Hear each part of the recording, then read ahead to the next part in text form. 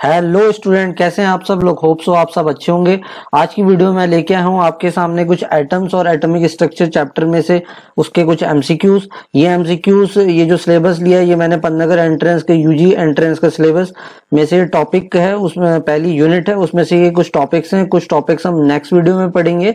और जो मैं एमसीक्यूज सीरीज स्टार्ट कर रहा हूँ, ये जो एमसीक्यूज मैंने लिए हैं ये नीट के, आईआईटी जेई के और कॉम्पिटिटिव एग्जाम्स के पूरा कलेक्शन है। तो इसमें आपको नए कॉन्सेप्ट्स, उसके ट्रिक्स, कैसे कम समय में ज्यादा एमसीक्यू करने हैं, ये सब चीजें आपको सीखने को मिलेगी।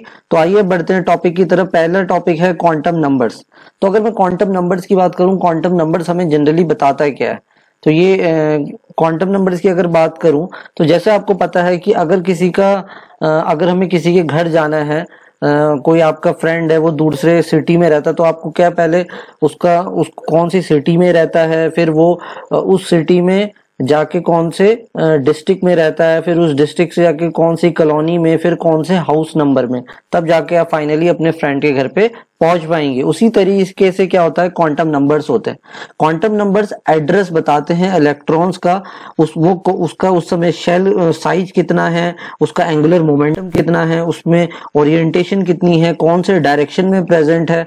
तो हम पहले बात करते हैं, जो पहला क्वांटम नंबर है वो है हमारा प्रिंसिपल क्वांटम नंबर। तो अगर मैं प्रिंसिपल क्वांटम नंबर की बात करूं, प्रिंसिपल क्वांटम नंबर है, ये हमें बताता है कि उसकी एन क्या रिप्रेजेंट कर रहा है, यहाँ पे रिप्रेजेंट कर रहा है साइज और एनर्जी ऑफ द शेल। तो वो कभी 0 नहीं हो सकता, 1 2 3 हो सकता है। ऐसा क्यों? अब देखो, कभी भी शेल आपने ये तो सुना ही नहीं होगा कि कभी एन शेल आपकी क्या है, 0 नहीं होती। क्यों नहीं होती? क्योंकि देखो, एन अगर मेरा 1 है तो इसका मतलब क्या है, अगर n 1 है इसका मतलब वो शेल कौन सी है, के शेल। ये तो आपने छोटी क्लास में पढ़ा हुआ, के शेल। अगर n 2 है तो इसका मतलब शेल क्या है भाई, के बाद क्या आती है, एल शेल आती है। फिर अगर n इजिकल टू 3 है तो आ जाएगी एम शेल। और अगर n इजिकल टू 4 दिया है तो इसका मतलब एन शेल। और ये आपने बचपन से छोटी क्लास में पढ़ा होगा, के एल एम एन शेल जो होती हैं, पहली शेल होती है के शेल, जो के शेल आप उसमें मैक्सिमम 2 इलेक्ट्रॉन्स होते हैं। फिर एल शेल होती है 8 इलेक्ट्रॉन्स होते हैं। फिर अगली वाली शेल जो होती है एम शेल, उसमें 18 इलेक्ट्रॉन्स होते हैं। और ये एन जो होता है 32। तो ये आपने पढ़ा था, पर इसका मैं आपको एक फॉर्मूला बताता हूँ। मैक्सिमम इलेक्ट्रॉन निकालने का फॉर्मूला होता है 2n²। सही है। तो कोई भी शेल आई हो एग्जाम में और पूछा कि मैक्सिमम इलेक्ट्रॉन बता दीजिए, अगर मान लो यहाँ पे शेल है 3, तो ये 3 का स्क्वायर हो जाएगा, तो कितना हो जाएगा, 3 3 जा 9 और 9 2 जा 18 इलेक्ट्रॉन। जो हमने पढ़ा था वो वही यहाँ पे कॉन्सेप्ट लगा के इस फॉर्मूले से आ गया। तो कभी भी अगर इस तरह से एमसीक्यू आता है कि find the maximum number of electron in a shell n if n is equal to 3, if n is equal to 4, या ये पूछ लेता है कि LMN शेल्स में, तो आप इसी तरीके से फॉर्मूला लगा के कर लेंगे। तो जो हमने क्या पढ़ा जनरली, कि जो पहला क्वांटम नंबर था n, प्रिंसिपल क्वांटम नंबर, वो हमें साइज और एनर्जी के बारे में बताता है। कभी वैल्यू उसकी 0 नहीं हो सकती, और 1 2 3 होती है। और 1 2 3 क्या रिप्रेजेंट करती है, उसकी शेल्स के LMN शेल्स होती हैं। दूसरा क्वांटम नंबर होता है एल को ही एजीमुथल क्वांटम नंबर बोलते हैं, और इसका और भी नाम है एजीमुथल क्वांटम नंबर, और इसको एंगुलर क्वांटम नंबर के नाम से भी जानते हैं। तो ये हमें जनरली क्या बताता है, ये जो सब शेल होता है ये हमें बताता है कि जनरली शेप ऑर्बिटल की, जैसे यहाँ पे लिखा है ना, यहाँ पे शेप ऑफ द ऑर्बिटल के बारे में बताता है। ऊपर वाले ने साइज के बारे में बताया, ये हमें बताएगा कि भैया कि वो जो ऑर्बिटल है उसका साइज कितना है। अब देखो, इसकी जो वैल्यू होती है वो 0 से स्टार्ट हो सकती है। क्यों? क्योंकि देखो यहाँ पे अगर आपको इसका फॉर्मूला लगाना है तो इसमें जो इसमें यहाँ पे फॉर्मूला होता है 0 is equal to n minus का 1। इसको मैं यहाँ पे लिख देता हूं। तो अगर 0 जो इसकी वैल्यू आएगी यहाँ पे होती है, इसके यहाँ पे 0 टू n माइनस 1, और यहाँ पे n क्या है, n रिप्रेजेंट कर रहा है प्रिंसिपल क्वांटम नंबर। तो कभी भी याद रखना कि जो भी एजीमुथल क्वांटम नंबर की वैल्यू होगी वो प्रिंसिपल क्वांटम नंबर से कंपैरिजन 1 लेस होती है। तो देखो, अब हम और ये वैल्यूज के पढ़ते हैं, अभी हम जब एमसीक्यू करेंगे तो हमें बहुत हेल्पफुल मिलने वाले हैं। तो देखो, पहला अगर 0 लिखा है तो 0 का मतलब है वो s ऑर्बिटल की बात कर रहा है। और ये 0 आया कैसे होगा, 0 कैसे आया होगा, जब मान लो n मेरी पहली शब्द शेल रही होगी तो 1 माइनस में से 1 किया होगा तो 0 आया होगा, तो वो मेरा s ऑर्बिटल हो गया।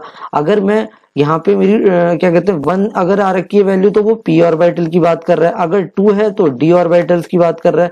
तो जैसे आपने सीक्वेंस पढ़ा होगा ऑर्बिटल्स का, sp-df होता है, उसी सीक्वेंस में आप याद कर लो, पहले आएगा 0 1 2 3 से 0 से स्टार्ट होता है और sp-df सामने रखते चलो और ये आपका एजीमुथल क्वांटम नंबर हो गया। तो एजीमुथल क्वांटम नंबर से हमने क्या सीखा कि L से रिप्रेजेंट करता है, इसी का दूसरा नाम ऑर्बिटल एंगुलर क्वांटम नंबर है। ये हमें शेप ऑफ ऑर्बिटल्स के बारे में बताता है। इसका general formula 0 to n minus का 1 होता है और 0 का मतलब हो गया s ऑर्बिटल, 1 का p, तो 2 का मतलब d ऑर्बिटल, 3 का मतलब f ऑर्बिटल। इस तरीके से सीक्वेंस में चलेंगे। तीसरा हमारा क्वांटम नंबर है वो हमारा मैग्नेटिक क्वांटम नंबर।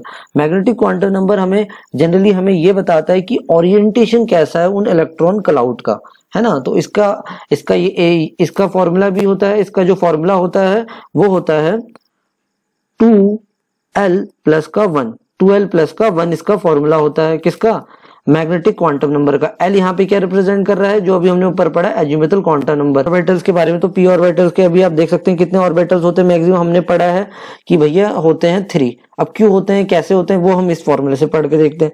देखो 2l प्लस का 1 फॉर्मूला है हमारा, और अगर p की बात इसकी l की वैल्यू की बात करें, p ऑर्बिटल की कितनी होती है, 1 होती है। तो 1 होती है तो फॉर्मूले पुट करिए 2 इंटू 1 प्लस का 1 इज इक्वल टू 3। तो ये 3 जो आपके आ गए वो क्या है, यहाँ पे आपके इसके ऑर्बिटल्स हो गए। आप इस सेम वे में आप डी के भी रख लोगे, एफ के भी रख लोगे, तो डी में 5 ऑर्बिटल्स आ जाएंगे और एफ में कितने आ जाएंगे, एफ में आ जाएंगे 7 ऑर्बिटल्स। और लास्ट क्वांटम नंबर जो होता है वो होता है स्पिन क्वांटम नंबर। स्पिन क्या बताता है, हमें ये बताता है कि जो हमारे इलेक्ट्रॉन का डायरेक्शन है वो किस तरफ से है, मतलब direction of electron spin, parallel direction में, एंटी पैरेलल डायरेक्शन में, तो प्लस माइनस इसके फॉर्मूले हैं। तो अगर मैक्सिमम इलेक्ट्रॉन, ये मैंने आपको ही बताया, इसका मैंने यूज करके भी बताया कि क्या होता है मैक्सिमम इलेक्ट्रॉन निकालने का डायरेक्ट क्वेश्चन भी आ सकता है कि फॉर्मूला क्या होता है मैक्सिमम इलेक्ट्रॉन, तो आपका हो जाएगा 2n स्क्वायर। पर अगर पूछ रहा है मैक्सिमम इलेक्ट्रॉन निकालिए सब शेल में, तो हो जाएगा 4l प्लस का 2। अब देखो इसको याद रखने की जरूरत नहीं। अभी अगर आपको ये देखो मैग्नेटिक क्वांटम नंबर मैंने आपको बताया था 2l प्लस का 1 होता है, ठीक है। तो वो 2l प्लस का 1 अगर आपको याद है तो बस ये याद रख लो कि जब अगर मैक्सिमम इलेक्ट्रॉन सब शेल में पूछे, किसमें पूछे हैं, सब शेल में पूछे हैं, बस 2 से मल्टीप्लाई कर दो इस फॉर्मूले के आगे, तो आपका वही आ जाएगा 4l 2 करके आ जाएगा। तो आप बढ़ते हैं हम अपने एमसीक्यूज की तरफ। पहला एमसीक्यू वही है कि मैक्सिमम नंबर के इलेक्ट्रॉन, ये भी सब ये नीट के क्वेश्चन से ही आ रखे हैं, तो आपको इनको अच्छे से प्रैक्टिस करनी है। आपको मैं यहाँ पे कॉन्सेप्ट क्लियर करते चलूंगा। तो maximum number of electrons in a सब शेल, तो अभी हमने पढ़ा कि क्या होता है 4l प्लस का 2 होता है। अगला क्या है, orientation of atomic orbitals depend on, किस चीज पे डिपेंड करता है, ओरिएंटेशन। ओरिएंटेशन हमने भी पढ़ा था किस पे, ओरिएंटेशन वाली बात आई थी जब हम बात कर रहे थे मैग्नेटिक क्वांटम नंबर की, है ना। तो जब मैग्नेटिक क्वांटम नंबर होता है वही ऑर्बिटल के बारे में या किसके बारे में बताता है, वो हमें ऑर्बिटल्स के ओरिएंटेशन के बारे में बताता है। अगर अब मैं बात करूं number of unpaired electrons in n+2, सही, ये तो आप निकाल भी लोगे पर तभी मैं आपको बता देता हूं। देखो अगर n की बात करूं तो n का एटॉमिक नंबर कितना है, 7 है। तो अगर n की बात करूं, n का एटॉमिक नंबर 7, अगर इसकी कॉन्फ़िगरेशन की बात करूं तो कितनी होती है बताइए। तो ये होगी कितनी, ये होगी 1s2 और कितनी होगी 2s2 और 2p3, ठीक है।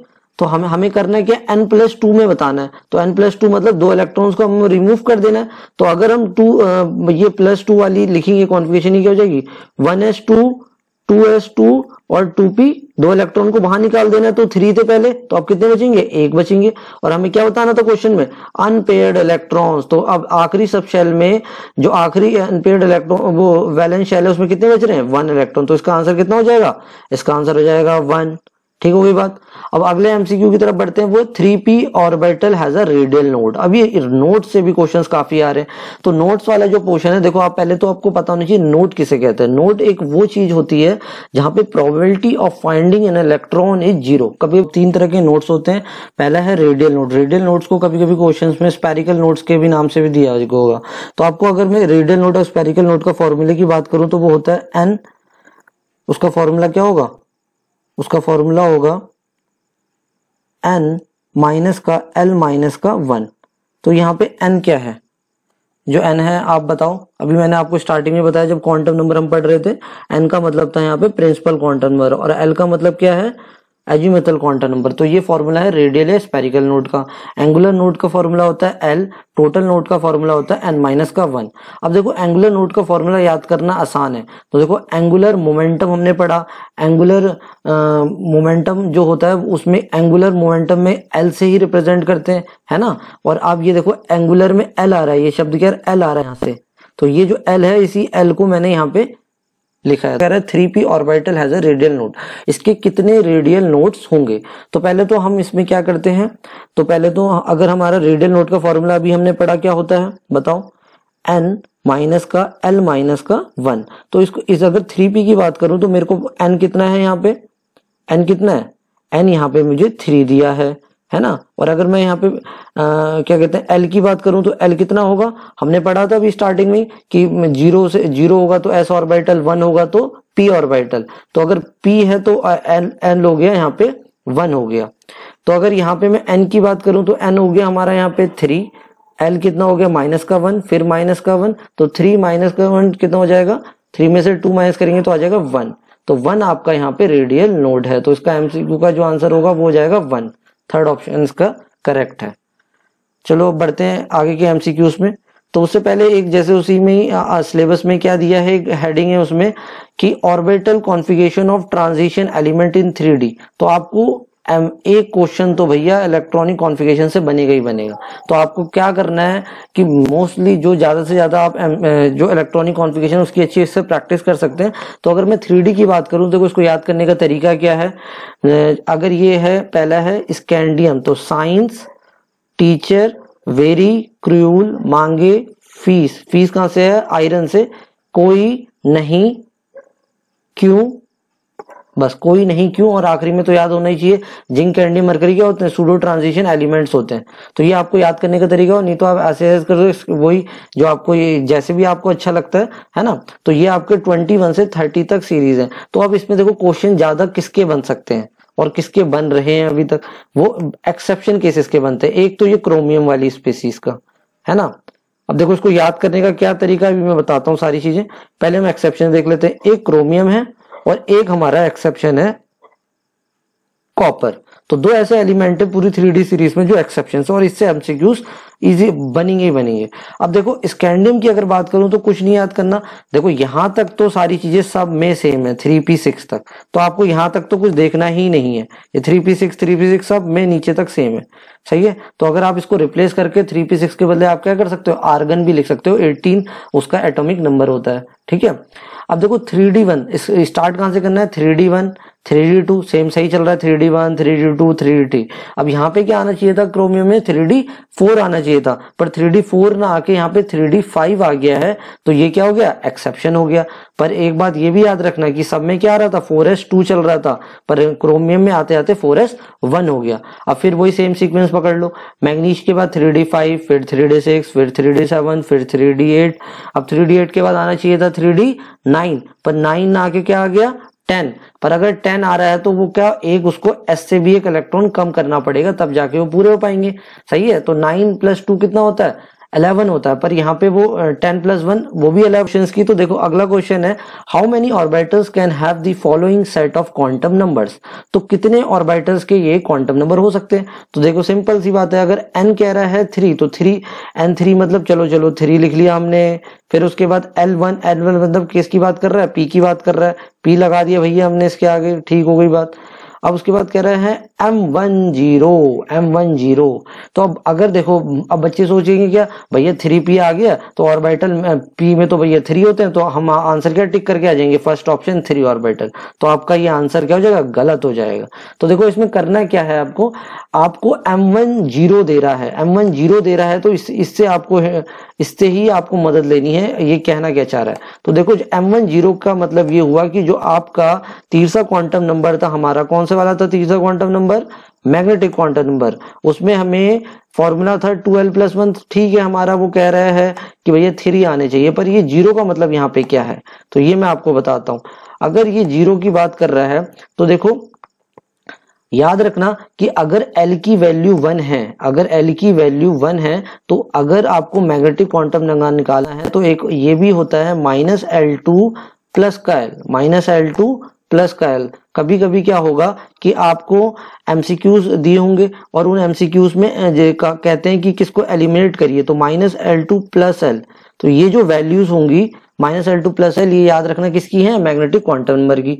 तो अब देखो यहाँ पे L कितना है, 1 दिया था क्वेश्चन में, तो ऑब्वियसली बात है अगर आप देखो नंबर लाइन आपने बनाई होंगी स्कूल्स में, मैथ्स में 9-10 में होती थी, है ना। तो ये वाली चीज पहले इधर क्या आती है, माइनस आती है, माइनस का 1 हो गया, ये बीच वाली क्या गई 0 हो गई, और ये उसके बाद क्या हो गई प्लस का 1 हो गई, है ना। तो यही तो हमें कह रहा है कि मैक्सिमम कह रहा है कि -L से प्लस L होना चाहिए। तो जो हमारे p ऑर्बिटल में 3 ऑर्बिटल्स होते हैं सबको पता है भाई, पर हमने उसको डिफरेंशिएट कर दिया इस चीज में।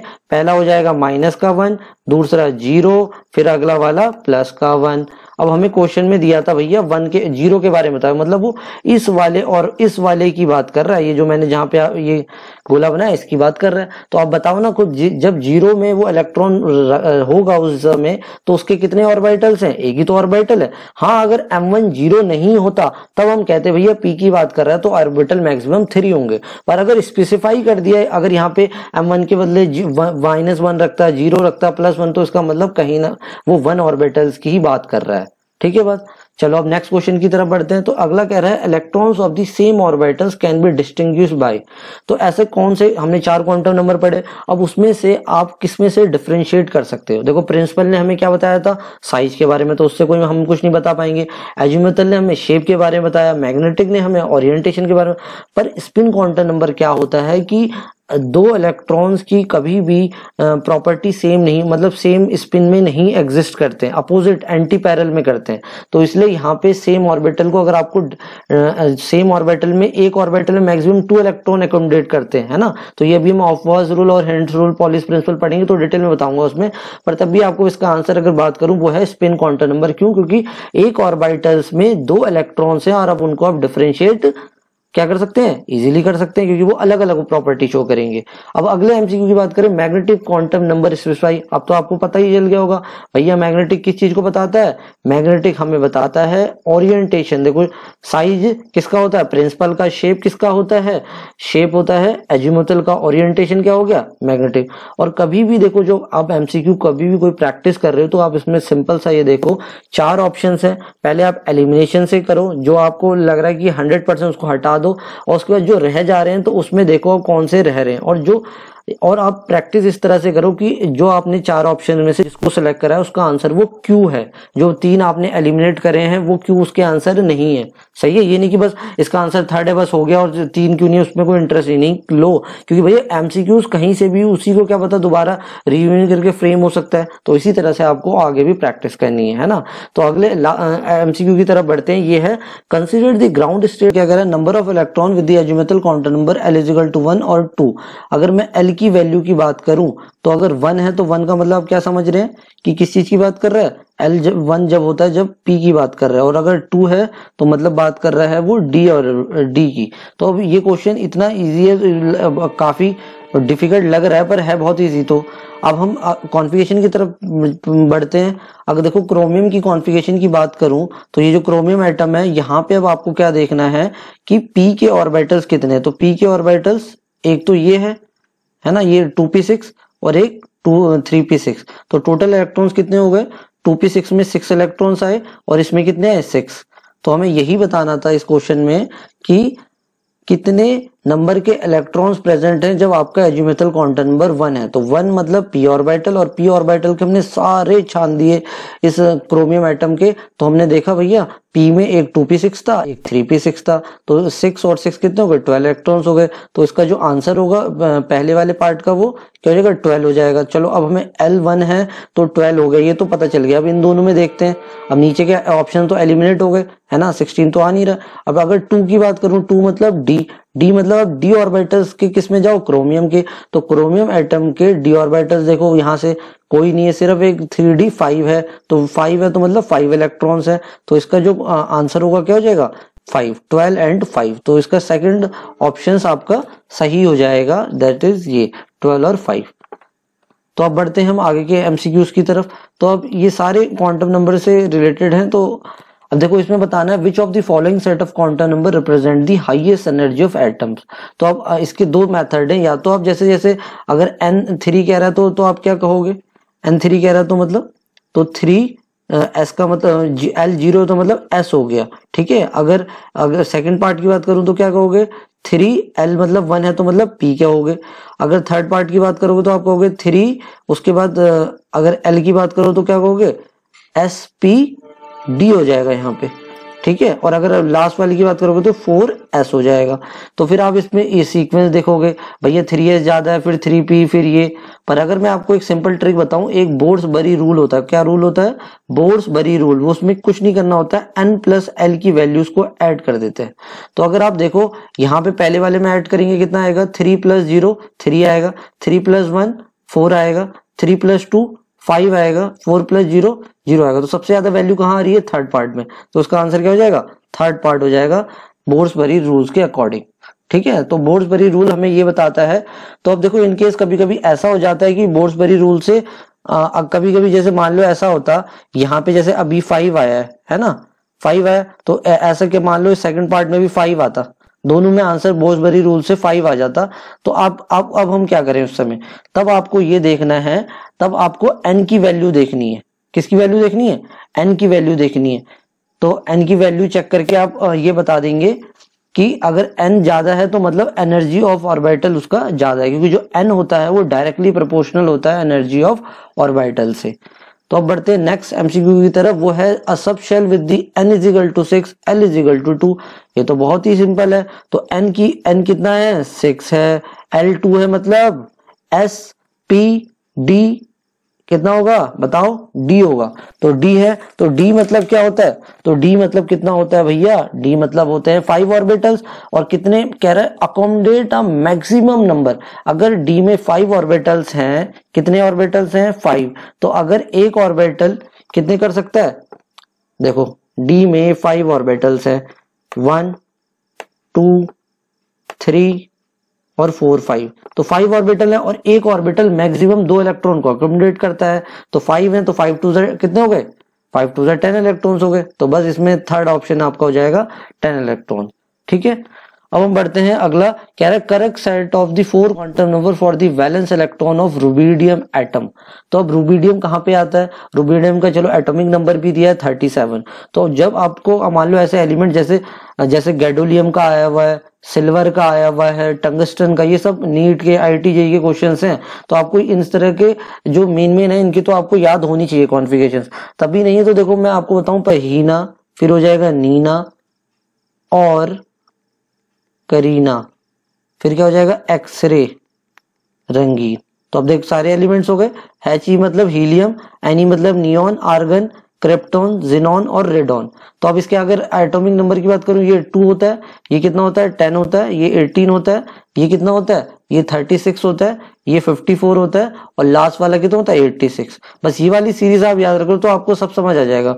अब देखो अभी हमने देखा क्रिप्टॉन कितना है, 36, ठीक है। अब ये कितना है, 37। तो बस आपको कुछ नहीं करना है, इसी कॉन्फ़िगरेशन की अगर मैं बात करूं तो ये हो जाएगी क्रिप्टॉन और 3D क्या कहते हैं कि ये अब देखो 37 है, ये रुबिडियम है। रुबिडियम 5s वाली मतलब कौन सी सीरीज में आता है, पहली वाली S ब्लॉक में आता है। तो S ब्लॉक में आता है, तो अगर मैं बात करूं तो यहाँ पे हो जाएगा ये 5s1 5s1।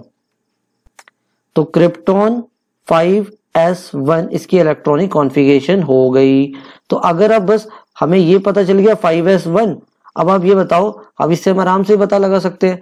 5s1 कह रहा है तो n की वैल्यू कितनी हो जाएगी, 5 हो जाएगी भैया। तो भैया 5 वाले कौन से हैं, ये 3 ऑप्शन है, तो इसमें D ऑप्शन तो काट दो, 6 तो हो ही नहीं सकता।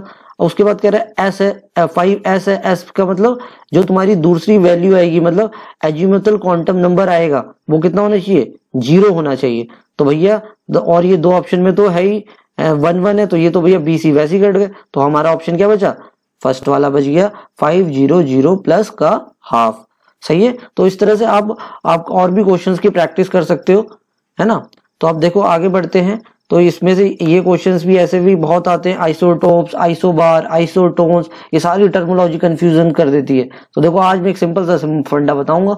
आपने मिल्की बार चॉकलेट तो खाई होगी, मिल्की बार चॉकलेट खा के नाम पे आपके मुंह में आ गया पानी, तो कोई नहीं, अब इसी से आपको याद रखना है कि मिल्की बार जो चॉकलेट होती है, मैं नाम लिख देता हूँ, है मिल्की बार।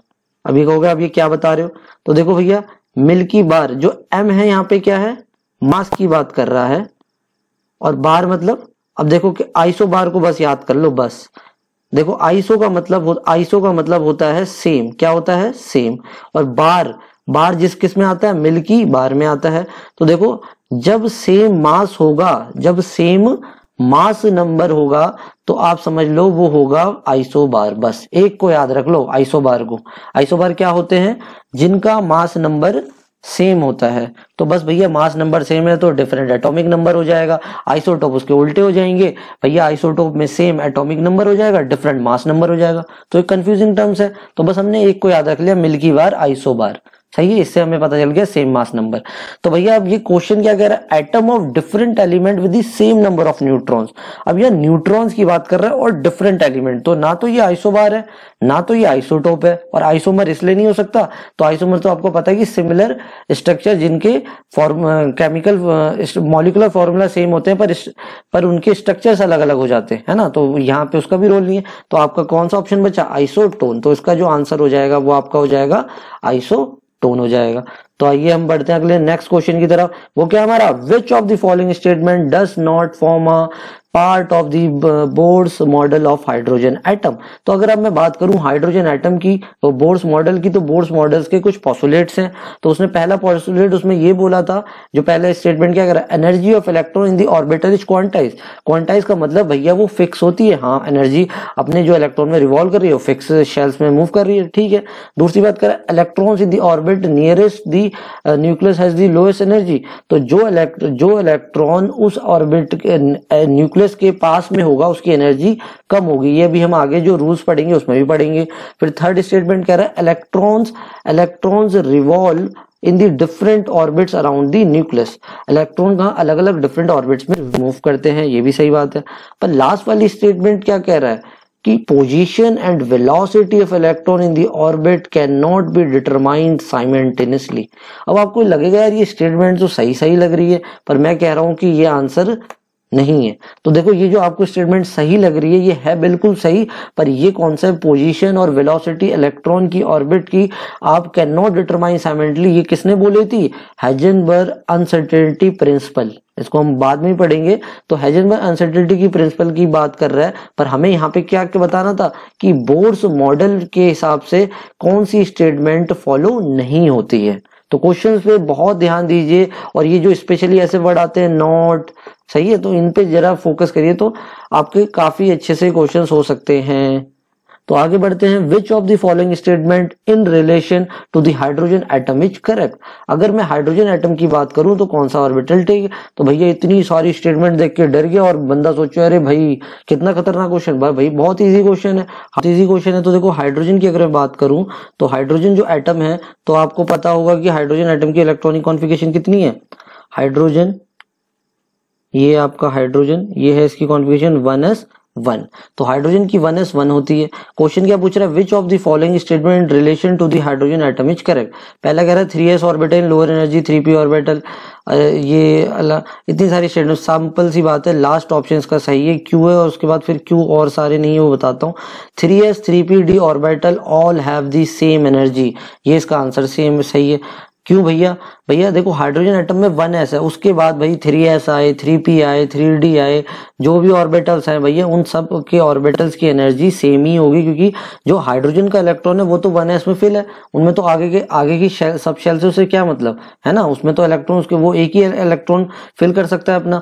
तो जो आगे की सब शेल से इनको डीजेनरेट ऑर्बिटल्स भी कहते हैं, जिन ऑर्बिटल्स की एनर्जी लेवल सेम होती है। तो इसमें इसका आंसर 3c डी वाला ऑप्शन सही हो जाएगा। और और थर्ड तो हो ही, ये सारी चीजें हो ही नहीं सकती कि कम है ज्यादा है, क्योंकि यहाँ फिलिंग ही नहीं हो रही है इलेक्ट्रॉन की। सही है, तो अगले एमसीक्यू की तरफ बढ़ते हैं। अगला है as the principal quantum number increases the difference of the distance of the separation between the consecutive energy levels क्या होगा? 0.529 इंटू एन स्क्वायर अपॉन का जेड, ये आपने पढ़ा होगा, है ना। तो जो अगर रेडियस आपको किससे प्रोपोर्शनल है? एन स्क्वायर से प्रोपोर्शनल है, और एन क्या है यहाँ पे? एन क्या है? Principal quantum number. तो भैया अगर डिस्टेंस बढ़ेगा, मतलब रेडियस बढ़े, डिस्टेंस बढ़ेगा, डिफरेंस बढ़ेगा, तो आपकी प्रिंसिपल क्वांटम नंबर इंक्रीज होगी। तो ये दोनों डायरेक्टली प्रोपोर्शनल रिलेशन है, इसलिए इसका जो आंसर होगा वो सी पार्ट होगा, इंक्रीजेस। तो समझ आया? तो अब बढ़ते हैं आगे की क्वेश्चन की तरफ। तो देखो अब ये कुछ क्वेश्चंस हैं जो हैं हमारे, जो हम इलेक्ट्रॉनिक कॉन्फ़िगरेशन, जो मैंने आपको पहले कंटेंट में दिखाया था कि 3 तरह के इलेक्ट्रॉनिक कॉन्फ़िगरेशंस के रूल्स होते हैं। पहला ऑफ प्रिंसिपल, हॉर्न्स प्रिंसिपल, पॉली एक्सक्लूसिव प्रिंसिपल। तो मैं इसको आप सिंपल लॉजिक आपको बताता हूँ। देखो ऑफ प्रिंसिपल क्या बताता है?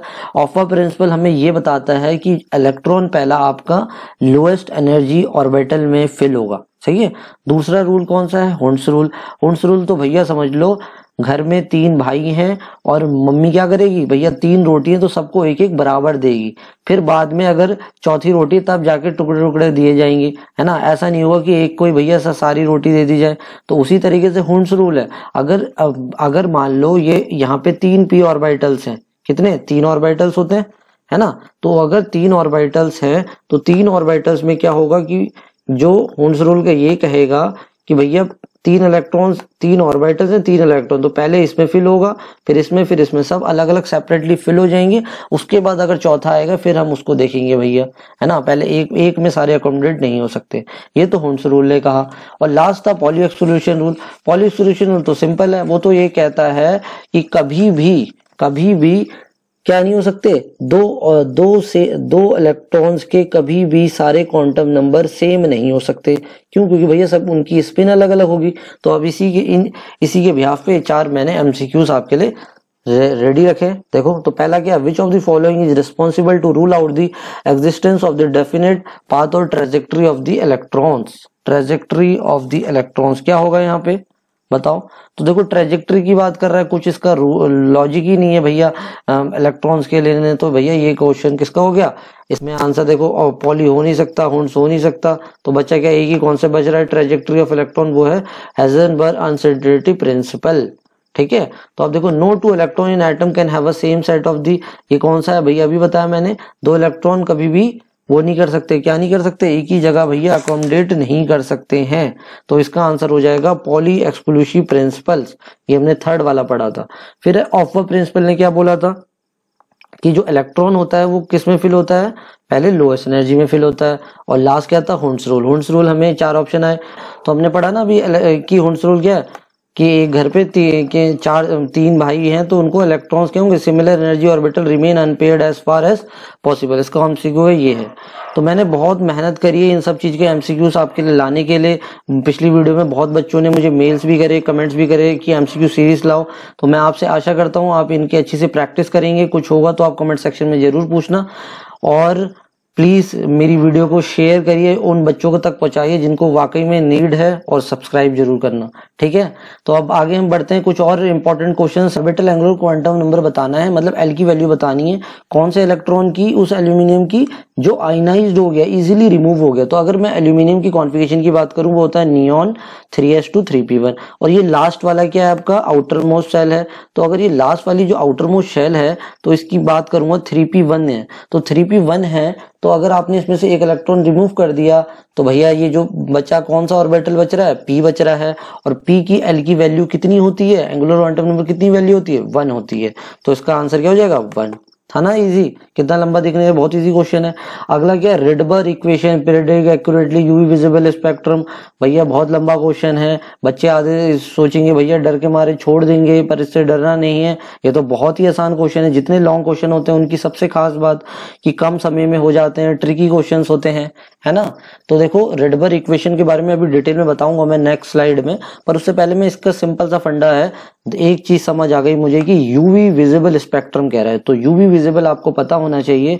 जब यूवी विजिबल स्पेक्ट्रम है, इमिशंस है, तो कहीं ना कहीं इलेक्ट्रॉन के ट्रांजिशन की बात कर रहा है। ठीक है, तो इलेक्ट्रॉन का ट्रांजिशन जिसमें हो जाएगा तो भैया वो रेडबर्ग इक्वेशंस फॉलो करेगा, क्योंकि रेडबर्ग में n1 n2 की वैल्यू पुट कर लिखनी पड़ेगी ना आपको। तो अब मैं देखो स्पीसीज की बात करूं, हाइड्रोजन प्लस 1, हाइड्रोजन प्लस, पहला पार्ट क्या कर रहा है, हाइड्रोजन प्लस, देख रहे हैं ना, हाइड्रोजन प्लस का मतलब ये हुआ भैया हाइड्रोजन में एक ही इलेक्ट्रॉन होता है, वो भी निकाल दिया। अब तो भैया इलेक्ट्रॉन ही ना बचे, तो इलेक्ट्रॉन ना बचे तो वो भैया क्या करेगा, अब वो ट्रांसफर ही नहीं कर पाएगा, no electron in H positive, जिसके वजह से ट्रांजिशन नहीं हो पाएंगी। ट्रांजिशन नहीं हो पाएगा तो यूवी विजिबल नहीं कर पाएगा, यूवी विजिबल नहीं होगा तो रेडबर्ग कॉन्सेप्ट नहीं होगा। तो भैया इसमें यही तो बताना था हमें, इस पूरे क्वेश्चन में यही कहना चाह रहा था, कौन सा इन चारों में से ऐसा एलिमेंट है, कौन सी ऐसी स्पीसीज है जो आपकी ये इमिशंस नहीं करेगी। तो पहला ही इसका पार्ट है हाइड्रोजन, और सारे में एलिमेंट्स हैं तो वो कर लेंगे, बस इसका इतना सिंपल लॉजिक था। ठीक है, अगले में करें विच of the following maximum number of unpaired. तो आपको अगर इलेक्ट्रॉनिक कॉन्फ़िगरेशन याद है तो आप इस तरीके से अनपेयर्ड इलेक्ट्रॉन के क्वेश्चंस भी कर लेंगे। +2, अगर 2 इलेक्ट्रॉन्स को आपने यहाँ से रिमूव कर दिया तो आपके पास अब कितने इलेक्ट्रॉन बच गए बाहर, टाइटेनियम में 2 इलेक्ट्रॉन बच गए, 3d2। यहाँ तक तो सब फील्ड है, ये यहाँ तक तो सारा फील्ड है ना, तो आपके पास 3d2 है तो मतलब ये 2 बच गए, मैक्सिमम 2 तो आपने बाहर निकाल दिया। ऐसी आयरन +2 है तो आयरन +2 में अगर आपने 2 इलेक्ट्रॉन बाहर चले गए, रिमूव हो गए, तो 6 इलेक्ट्रॉन बच गए। और एक और आपकी स्पेस थी वैनेडियम, वैनेडियम +3 है, तो अगर 2 इलेक्ट्रॉन यहाँ से निकाले, 1 इलेक्ट्रॉन यहाँ, तो 2 इलेक्ट्रॉन। तो अब मैं टाइटेनियम में देखूं कितने बचे थे, 2 इलेक्ट्रॉन्स, इसमें देखूं कितने बचे हैं, 2 इलेक्ट्रॉन, इसमें देखूं कितने बचे हैं, 6 इलेक्ट्रॉन। और एक हमारा उसमें रह गया मैग्नीशियम, और मैग्नीशियम इसमें बचेंगे कितने, 2 नियॉन बचेगा, मतलब फुल इलेक्ट्रॉन, तो इसमें तो कोई जीरो अनपेयर्ड इलेक्ट्रॉन्स बचेंगे, मतलब 0 इलेक्ट्रॉन्स बचेंगे। तो सबसे मैक्सिमम किस में है, आयरन एलिमेंट में है। तो इस एमसीक्यू का बस आपको नंबर ऑफ अनपेयर्ड इलेक्ट्रॉन्स बताने थे, तो वो आपके किस में आ जाएंगे, आयरन स्पीसीज में आ जाएंगे। ठीक है, ये वाला हमने एमसीक्यू, ये भी हमने स्टार्टिंग में स्लाइड में पढ़ा था कि maximum number of electron in a shell क्या होता है फॉर्मूला, 2n², 2n² इसका फॉर्मूला होता है। तो ये इसका आंसर है। आगे हम बढ़ते हैं, देखो इससे भी काफी क्वेश्चंस आते हैं कि भैया फिलिंग, ऑर्डर ऑफ फिलिंग का भी पूछ लेगा कि किस तरह से। तो आपको ये पूरा ये वाला सीक्वेंस तो याद ही होगा, है ना, आपने पढ़ा भी होगा। जैसे 1s के बाद किसमें फिलिंग होगी, 2s में। जैसे देखो ये एरो, जहां पे एरो की निब दिख रही है ना आपको, ये मैं लेके जा रहा हूँ, देखो एरो की निब, फिर उसके बाद ऐसे लेके आए, फिर ये फिलिंग होगी। मतलब आपको याद नहीं करना है, बस ये बना लेना है, 1s लिखना है, फिर 2s लिखना है, फिर 2p, 3s 3p 3pd, 4s 4p 4dp 5s ऐसे करके लिख देना, और फिर ऐसे लाइन बना देना, और इनके एरोस से यहाँ पे डॉटेड लाइन बना देना, और फिर ये सीक्वेंस बन जाएगा। 1s से जाएगा 2s, 2s से बनेगा फिर 2p 3s, फिर आएगा भैया 3p 4s, फिर आएगा फिर ये 3d 4p 4। तो ये सीक्वेंस है, कभी कभी आपको सीक्वेंस भी पूछ लेंगे, है ना। तो ये था, और लास्ट इसमें पोर्शन है हमारा रेडबर्ग कांस्टेंट या बाल्मर सीरीज का। तो देखो ये जो सीरीज है, इसमें रेडबर्ग कांस्टेंट की अगर मैं बात करूं तो इसका जो फॉर्मूला होता है वो क्या होता है, 1/λ = वेव नंबर है ये। ठीक है, वेव नंबर है जिसके बाद v के ऊपर बार लगा है, r आपका रेडबर्ग कांस्टेंट है, और ये n1 n2 यहाँ पे इसकी क्या है, इंटीग्रल वैल्यूज है। कहाँ से आती है, कैसे आती है, इसमें भी एक मैं इसमें आपको पूरा एमसीक्यू सॉल्व करके भी दिखाऊंगा। तो पहले हम सीरीज की बात करूं, पहली सीरीज है लाइमन सीरीज। लाइमन सीरीज देखो, आप पहले सीरीज को पूरा आपको अच्छे से याद होना चाहिए, इससे भी क्वेश्चन फ्रेम हो जाते हैं कि Lyman Balmer Paschen Brackett Pfund. ठीक है, तो देखो इनमें सब में ये जिस तरह से सीक्वेंस है उस तरह से इसका n1 याद हो जाएगा, 1 2 3 4 5। जैसे हम सीरियल नंबर लिखते हैं तो वैसे आपका ये n1 हो गया। अब n2 याद करने का क्या तरीका, जहां से 1 ने छोड़ा, वहां से स्टार्ट हो जाएगा n2। तो ये 2 3 4 हो गया, यहाँ से 2 ने छोड़ा, फिर यहाँ 3 4 5, 3 ने छोड़ा 4 5 6, 4 ने छोड़ा 5 6 7। तो आपको बस n1 n2 को याद रखना तो बहुत ईजी है, बस आपको ये याद रखो, सीक्वेंस याद होना चाहिए। पहले लाइमन आता है, फिर बाल्मर आता है, फिर ब्रैकेट आता है, फिर पार्शियन, फिर ब्रैकेट, और फिर पी फंड, फिर n1 निकल गया, n2 निकल गया। कभी कभी आपको पूछेगा कौन सी ऐसी सीरीज है जिसमें उसका जो स्पेक्ट्रल लाइन का जो वो होगा इंफ्रारेड दिखा रहा है ना, या विजिबल दिखा रहा है, वॉयलेट दिखा रहा है, तो इससे भी ये भी हो जाएंगे। अब हम इसमें एमसीक्यू करते हैं तो और क्लियर हो जाएंगी। कह रहा है कि longest wavelength in the Balmer series of hydrogen spectrum, 1 upon का फॉर्मूला क्या हमारा, लैम्डा = r, फिर उसके बाद 1 अपॉन का n1 का स्क्वायर माइनस का 1 अपॉन का n2 का स्क्वायर। तो अब यहाँ पे कुछ नहीं करना है, r की वैल्यू फिक्स होती है, रेडबर कांस्टेंट उसको आप रख देना यहाँ पे 1.098 10⁻⁷ और उसके बाद n1 की बात कर रहा है। तो अगर बाल्मर है तो कितना आ जाएगा 2 का स्क्वायर। अगर मैं यहाँ पे उसके बाद क्या होगा n2 की बात करेगा वो हो जाएगा 3 का स्क्वायर। तो उसको कैलकुलेट करोगे तो आपकी कुल मिला के वैल्यू 6657 10⁻10 मीटर आ जाएगी। तो इसमें ये ऑप्शन हम देख लेते हैं, ये ऑप्शन हमारा किस में, ये वाले में। अब देखो अगर इन ऐसे वाले में आपको सिर्फ क्या करना, ये वाली चीजें को देखो 10 में चारों ऑप्शन में सेम है। तो जब आप इन चीज को कैलकुलेट मत करना, सिर्फ आप ये वाली वैल्यू को देखना जिसमें 665 भी आ गया होगा तो समझ लेना आपका वो ऑप्शन है। तो इस तरह से आप एमसीक्यूज की प्रैक्टिस करेंगे तो होप सो आप अच्छा स्कोर करेंगे। और भी कोई डाउट क्वेरी हो तो बताना, मैं पूरी कोशिश कर रहा हूँ टिप्स ट्रिक आपको अच्छे से अच्छा बताने की। तो होप सो आपको अच्छी लगी हो। Thank you for watching, all the best for exam.